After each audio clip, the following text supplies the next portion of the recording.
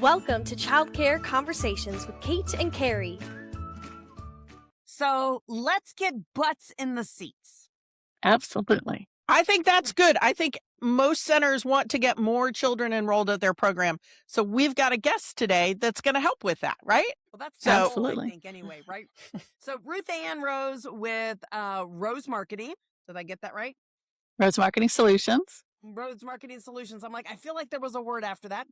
And so Rose Marketing Solutions is our guest today. And Ruth Ann, do me a favor. Tell us a little bit about what you do, and either broad or specific, and why a child care center with a single location or multiple locations might think about using your services. Absolutely. Well, you've already said it. We help put little bottoms in little seats, right? So basically what we do at Rose Marketing Solutions is work with school owners, early childhood center owners, some K through 12, work with those owners and finding ways to attract moms and dads to their location, to drive tours, to drive enrollment. It's that easy. We just know it's getting harder and harder to get parents' attention when they need childcare for them to find you. And so if they don't find you, they can't tour and enroll, right? So in a nutshell, that's what we're all about. Now we do it through a variety of ways, helping create websites, helping create branding, lots of Google ads, Meta ads, but even more importantly now, turning again to AI, because SEO, search engine optimization, isn't dead. It's just got a rebrand, right? So today we have to be sure that answer engines also find you. So it's getting complicated, right? It used to be if you just had a great location, great word of mouth, ran a great company, and you were in the yellow pages. Remember the yellow pages? I do. That I you- do remember yeah. the Yellow Pages. I am That old. used to be it. Well, now you got to layer into it, reviews and social media. Now we've got AI, so it's just getting more and more complicated to get parents to find you, and that's why we're Okay, here that to sounds give like you that way solution. more than what I want to try to deal with. Yeah. Like, Oops. whoa, like Ruth Ann just gave us a laundry list, and I'm thinking, I don't know about you, Carrie, but aren't you glad we were a Yellow Pages era? I mean, yes. It would have been smarter back in the Yellow Pages era if my first center hadn't been called Little People, because that's halfway through the alphabet. It needed to be like Albatross or something like I that. think that's the reason why there's so many ABC childcares. I mean, I really do. I don't think, I don't see a whole lot of AAA childcare. I see a lot of AAA plumbing and things like that. But Yeah. absolutely, I totally agree with you, Carrie. I mean, we know that there's a reason why Texas Director is now all Texas Director. Because there is a listing where it's alphabetical, and so we went, we'll Yeah. take the first one. Yeah, well, those but days are we gone. Yeah, with search engine optimization, with having to be on, at least one social media, if not 4, depending on your area and your audience. I mean, that is an awful lot to put on anyone's page. It is, especially for somebody who really went into the industry with, that desire to support families, to educate children, that strong desire to make a difference in the world through education. Marketing is usually not what they signed up for. It's not their first love, and it feels like a foreign language, right? So it can be difficult for owners, absolutely. So, as a foreign language speaker, why don't you give us a couple of vocabulary words? You used them as if they were nothing and like everybody should know what they were. But I'd love for you to talk a little bit more because it's one of the things that I notice people often forget is brand. And Yes. so, share for somebody who's listening who maybe have been doing their stuff in Canva or in whatever they want to do. They're just, whatever their mood, or maybe they copy from somebody else. Talk a little bit about brand, the importance of a brand, maybe even kind of what that means, because that really is a word that I would suspect a lot of childcare owners and directors may have some disconnects with, or may not be really clear in understanding Okay. what it is or why it's important. Well, thanks, Kate. That could be a whole dissertation, but I will try to answer small. I know. Yeah, yeah, I bet you're famous for that. So, brand is basically your promise to people. It's your brand should signify something to them that where they can know what to expect. They see the brand and they know what to expect. Like at Chick-fil-A, if you get something, you know they're going to say "my pleasure," right? That's the brand. So branding in a childcare situation has several connotations. One, you need to have a great logo, obviously, but you also need to have consistent colors and fonts. And I'm saying this because I see a lot in childcare. Is you may have a logo on the outside of the building, you may have a different logo on your website. Your social media pages might have a slightly different version. And then if you have somebody on your staff taking care of your social media, they may be doing whatever they think is pretty in Canva, right, for your post. So where brand really matters for early childhood education is that, let's say, you're working with me or somebody, and because of our work, a parent finds your school in digital media. Let's say the Google Maps, for instance, and then they click on the link to go to your website. And maybe there's a disconnect. Maybe the branding, color, fonts, logos on the ad don't match what's on your website. Well, now you've created this disconnect, right? They're like, oh, is this not where I was trying to go to? Is this not where I was being led? Or let's say they do match, but then they get to your social media. And again, maybe your colors are blue and gold, but your staff really likes pink and purple. So they're doing your post in pink and purple. Again, that's another disruption. Parents don't really know who you are. If you're consistent, are they landing in the right place? You're disrupting that journey, and you're causing internal questions in their mind. And once they have questions about your consistency, subconsciously they had to start thinking about, well, if this is the inconsistency in how they present themselves, what is the consistency of care my child is going to get? Does that make sense? Absolutely. And I know Yeah. Carrie's dying to ask you another question related to brand Yes. consistency. I can see it. All right, Well, I Carrie. mean, I have this issue because I was raised by a printer. And what I was taught as a printer's daughter was that the purpose of a logo was that it is instantly identifiable. And to make it instantly identifiable, it needs to be 2 or at most 3 colors. It should not have 12. Is that Correct. still what is recommended? Oh, absolutely. And I'll even say, please don't use clip art and think it's a logo. Well, You and can that's put why You know, clip clip art art. has 12 colors. Like, we do a workshop where we often talk about this, but where I thought Carrie was going to go, and I'm going to have to let you guys have this discussion, is the brand or name or logo or artwork as it relates to the educational philosophy Oh, of the well, yes. program. yeah, And yeah, it really so does. this is a whole Yeah. other, like, Carrie will get on a soapbox. And so if you are a mom and pop's program and you want that homey feel, what should the brand kind of tell them? I mean, again, when you start talking about that disconnect. Well, yeah, like I said, this could be a huge conversation. I mean, you've already said it, right? The brand should convey something about your personality, the type of care, and your education philosophy. And that's kind of hard to do in a logo, so it really does take a lot of thought. But I want to kind of bypass that a little bit, because I've got, if I can make one point on brand specifically that someone could use today.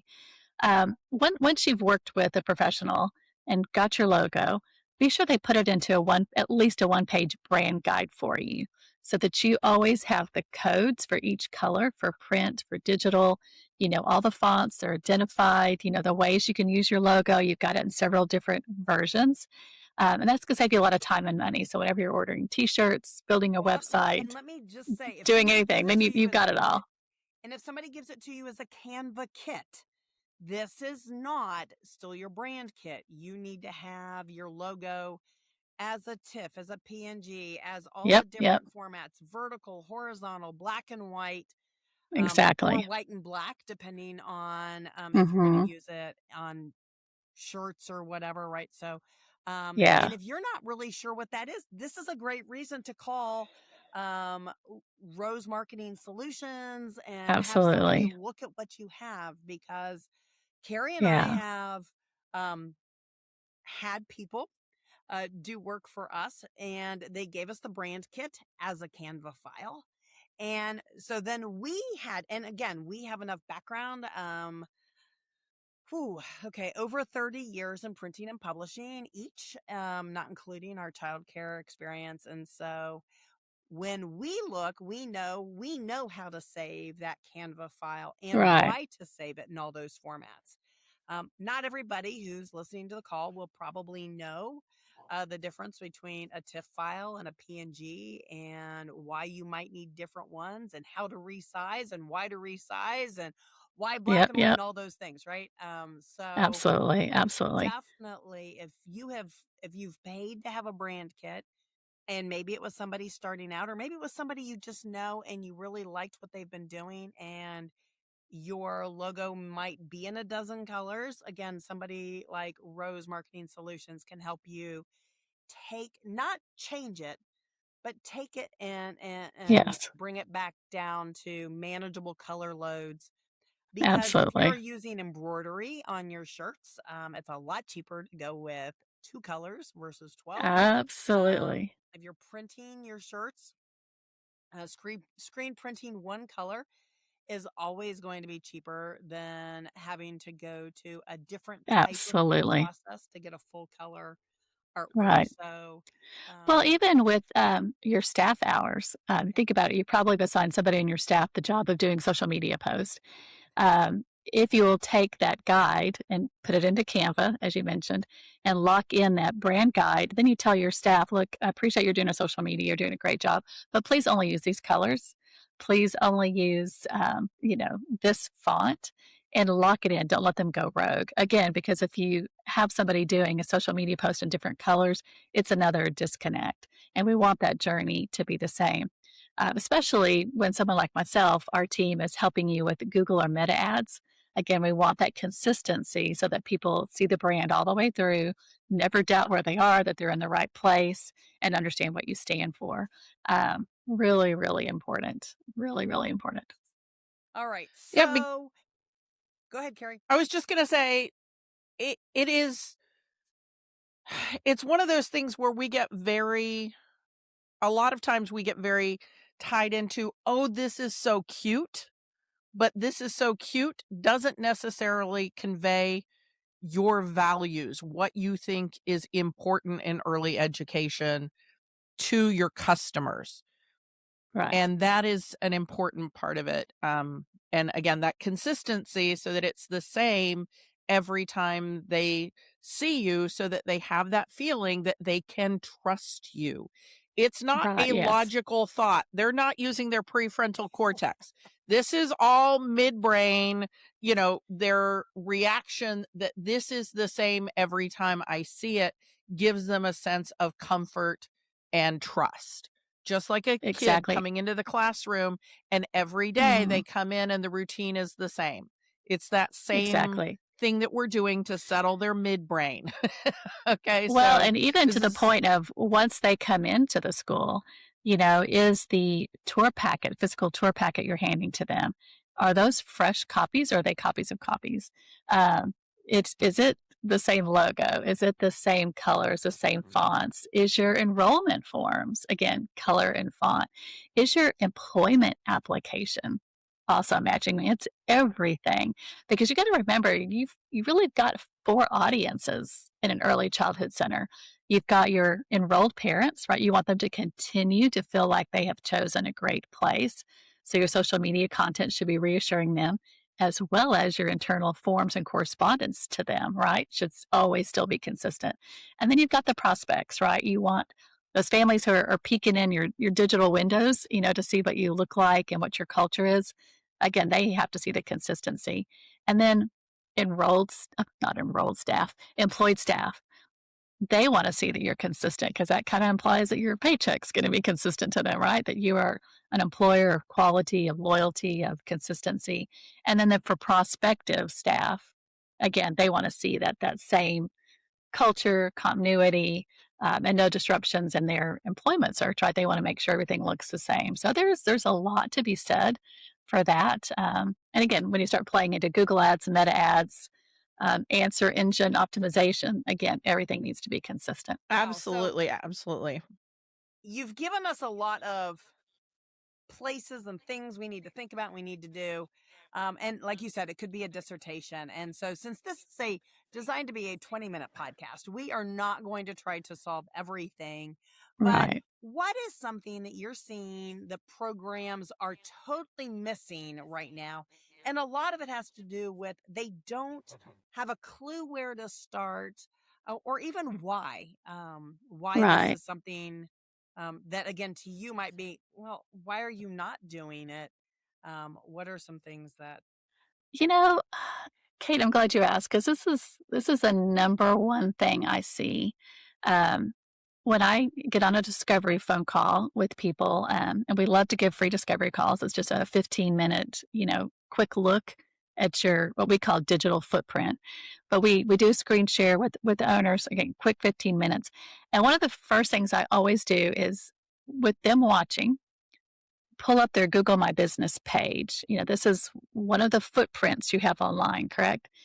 And I've got to tell you, more often than not, there's something wrong with that profile. And this, I don't want to scare anybody, but the most recent thing I found lately was I'm doing the screen share with an owner. We go to their Google Business page. I click on their website link, and a porn site pulls up. Oh my Now, goodness. so that's well, I what I'm really always hope that telling. this is not the clip that any of the AI decides to pull. Well, you might get a whole nother set of viewers, so we can edit that out if you want. I'm like going, mental note, must tell producer, do not use this AI clip. Okay. Well, let's start over then, because that But I didn't no, I even think mean, about that.